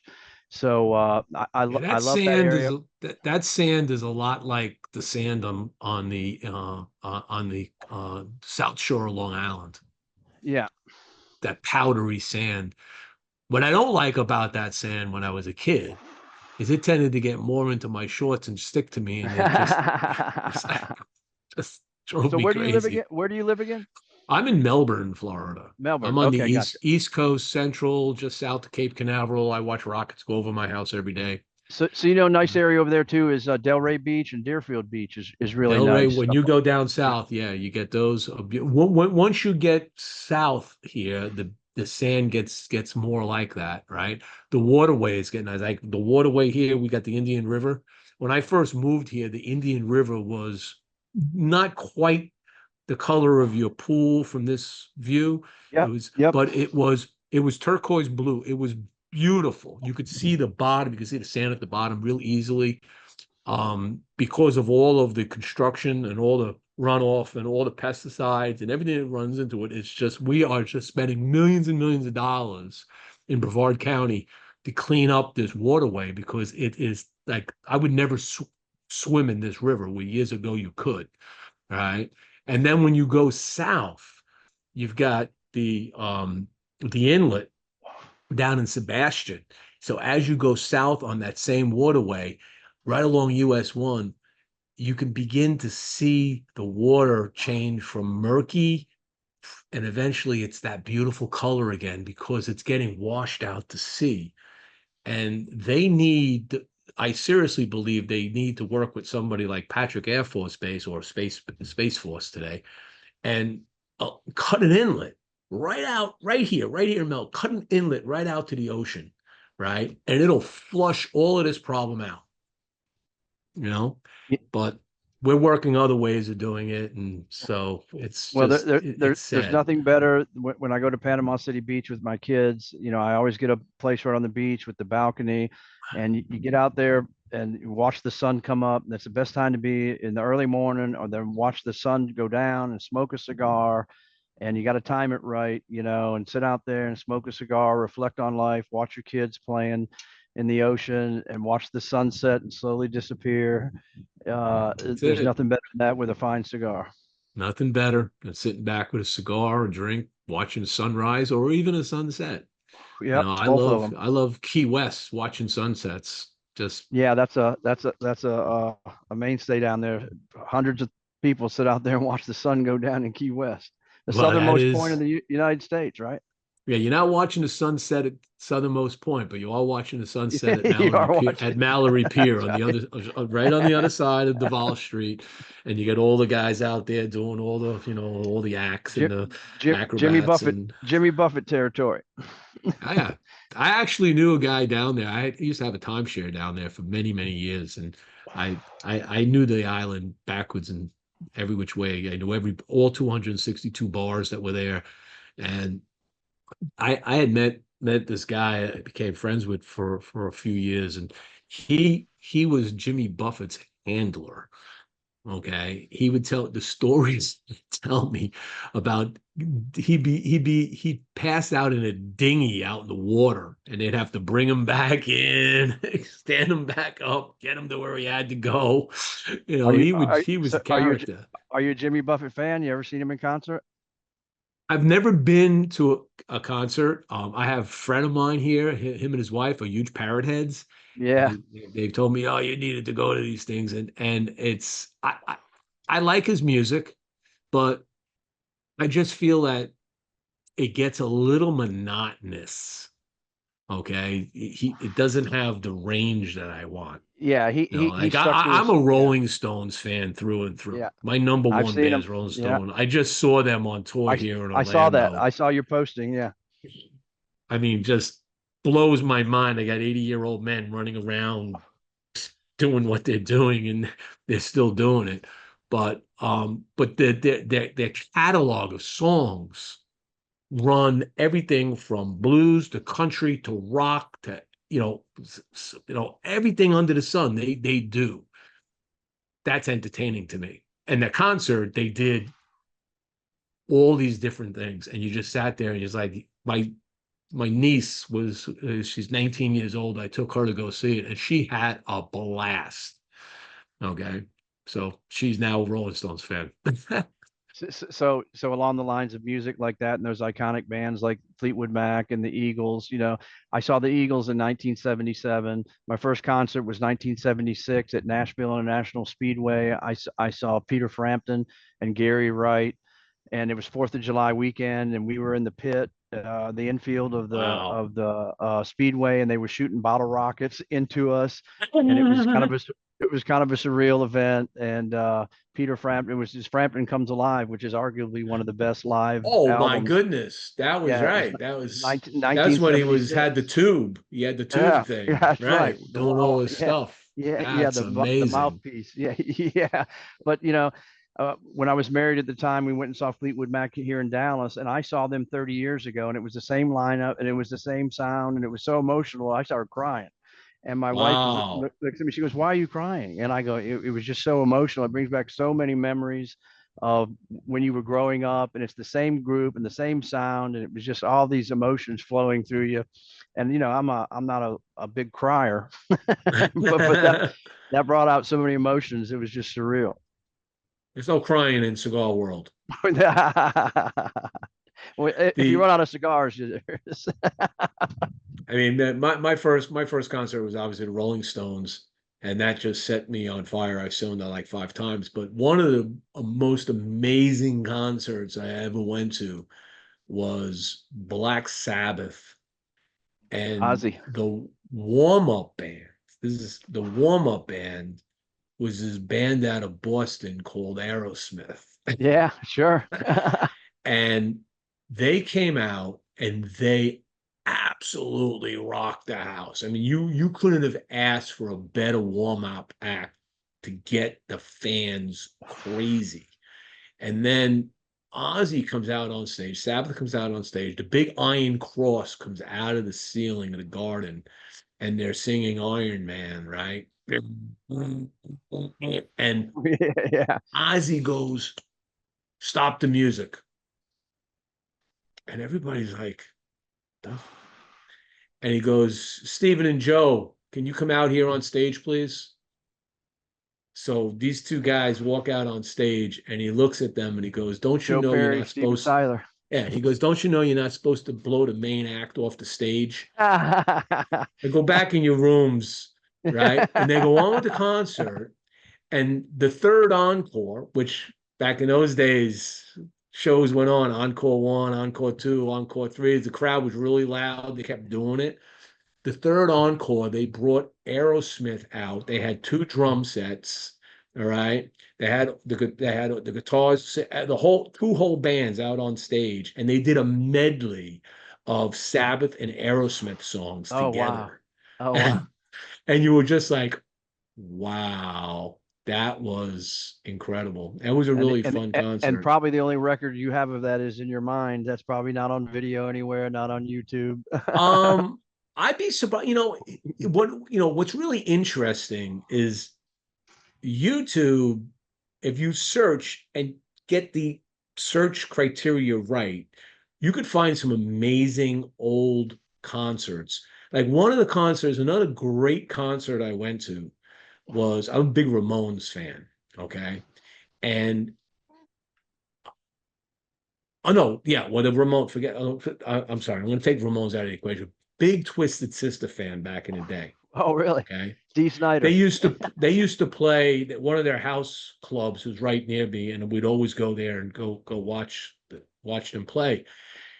They came out, New York radio came out with an announcement that Twisted Sister is going to play at L'Amour's. Now, L'Amour's was one of the hottest disco spots back in the day, right? It was one of the venues that was featured in Saturday Night Fever. All right. So it got Another out on iconic Long movie. Island radio. And everybody's like, Now the rules were you couldn't go in with ripped jeans. You had to have a collared shirt. Back in those days, we had what they called the huckapoo shirts, I guess they were called, those fake silky things. So you had to dress nice. Couldn't have ripped jeans. So all these rockheads show up, and there's a main floor with the stage, and then there's like a kind of a balcony above. And all around there's all these ceramic flower pots with plants in them and stuff. And they got the mirrored ball and on the stage above the stage.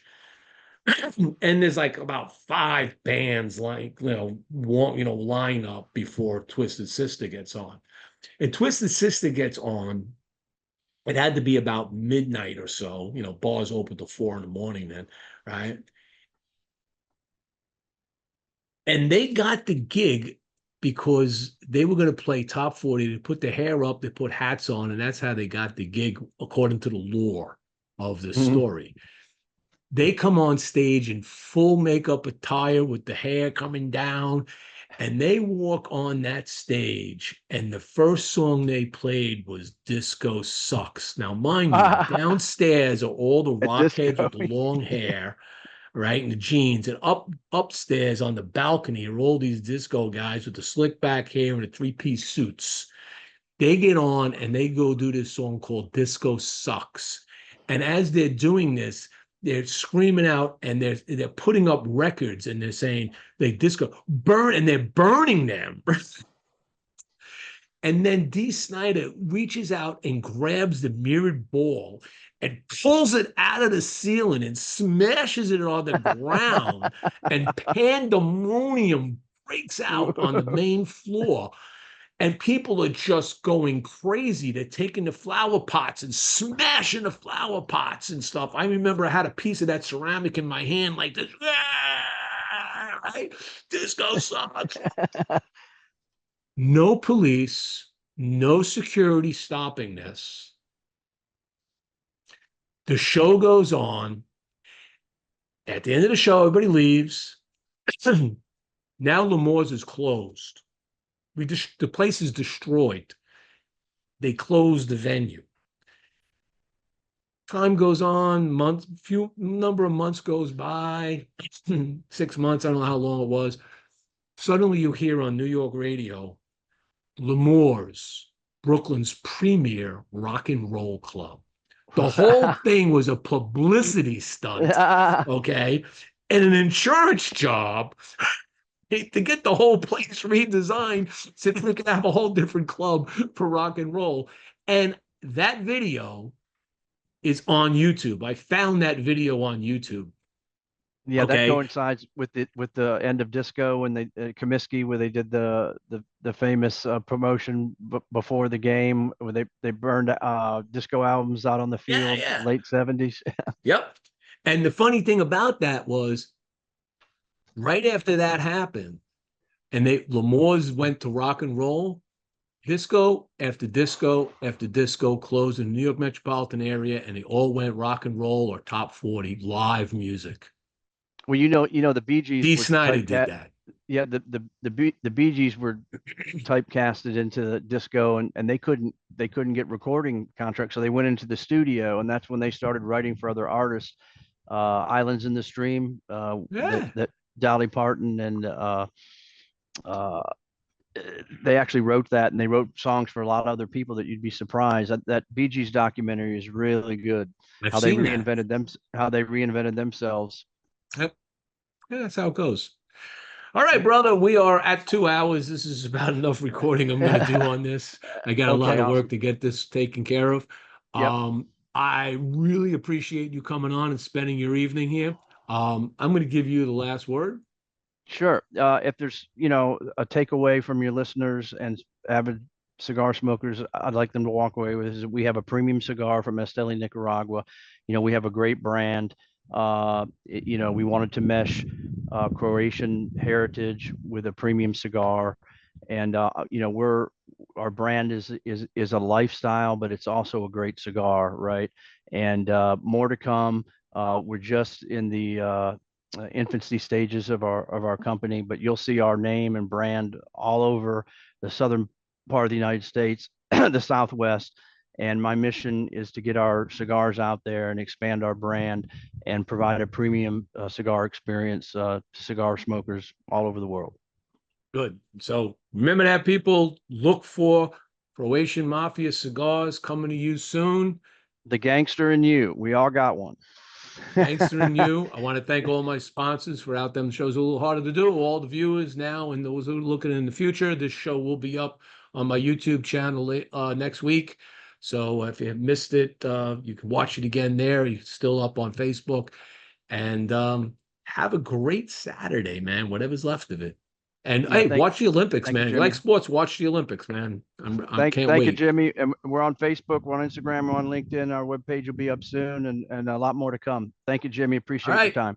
That's our show, folks. Thank you very much. Enjoy cigars, people.